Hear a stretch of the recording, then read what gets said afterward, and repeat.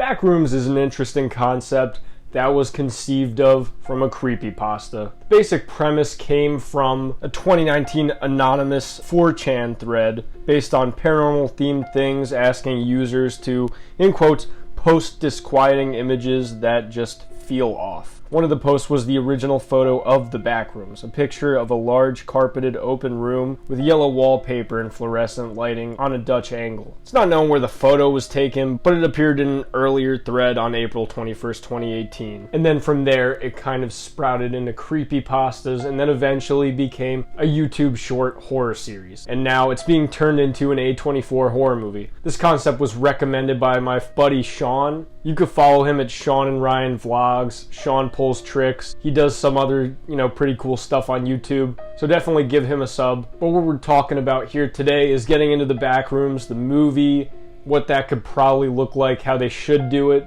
and kind of just general interest in it because this sounds like a very interesting idea. So Kane Pixels is pretty much the one that runs the YouTube series. It's set in a mysterious location consisting of yellow wallpaper, covered office spaces with seemingly no way out, while also giving off a sense that the person trapped is not alone and is accompanied by otherworldly beings. Going back to where it came from, it pretty much came from as follows, in quote, "This is what the creepypasta was. If you're not careful and you clip out of reality in the wrong areas, you'll end up in the Backrooms, where it's nothing but the stink of old moist carpet, the madness of mono yellow, the endless background noise of fluorescent lights at maximum hum buzz, and approximately 600 million square miles of randomly segmented empty rooms to be trapped in. God save you if you hear anything wandering nearby, because it sure as hell has heard of you." What I like about this idea is that it starts off in an unsettling place. If you follow any of these nostalgic haze type accounts or anything on Instagram or TikTok, you'll see these kind of odd pictures,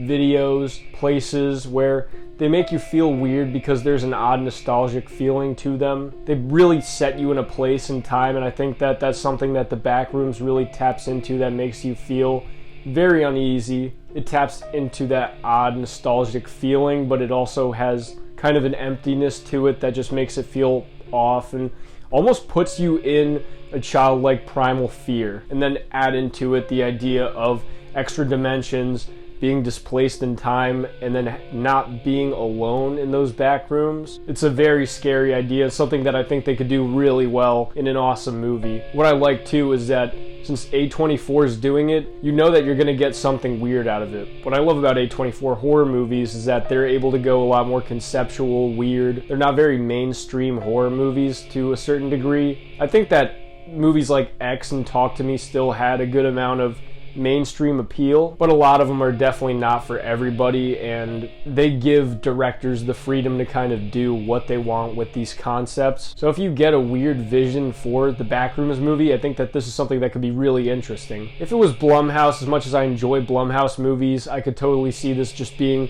a very generic kind of by-the-numbers PG-13 horror movie with a CGI monster that chases you around. But I think that the fact that this is A24 gives me a little bit more faith that they're going to do something more unique with this situation. I really hope that they go a little bit experimental with this, maybe thinking something like Skinamarink. I actually think that Skinamarink is the perfect equivalent to think of when thinking about what this movie could be like. And I know that a lot of people have their gripes with Skinamarink, especially with how slow it is, how nothing really is happening, how there really is no story and characters. It's pretty much just trying to set you in this atmosphere and this feeling that's overall very creepy and very effective. And I think that when Skinamarink is at its best is when it provides that atmosphere, that creepiness, and that weird nostalgic feeling where you feel like you are a child kind of helpless to whatever is going on in this house. It very much makes you feel helpless and has these oddities just like a childhood nightmare would have. And I think that that's why it resonated with me more than some other people. And I see a lot of potential for that in Backrooms. I hope that they go a little bit more conventional than maybe something like Skinamarink. That's a very out there, different movie. But at the same time, if you go weird, if you go extra dimensional,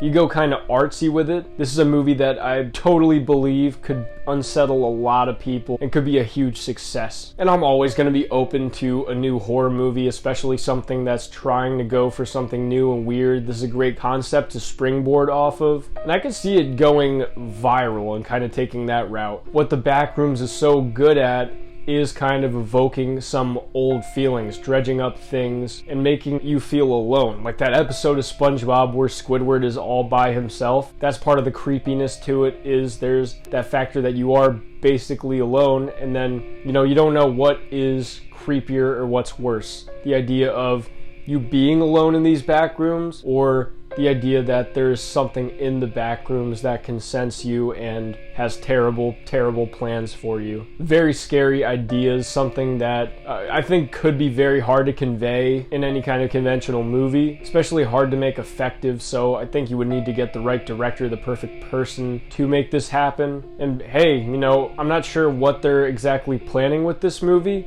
but I think that they could go the talk to me route. Maybe get the YouTuber in charge of the series and get him to run things, because at the end of the day, no one would know how to make this happen better than him, most likely. I'd also love to see a lot of maybe early 2000s, 90s type imagery that would definitely sell the movie and just make it stand out, be more distinct and artistically kind of interesting, I guess. But those are my thoughts on the Backrooms movie. Let me know what you guys think in the comment section. I love to hear. And thanks, Sean, for giving me this recommendation.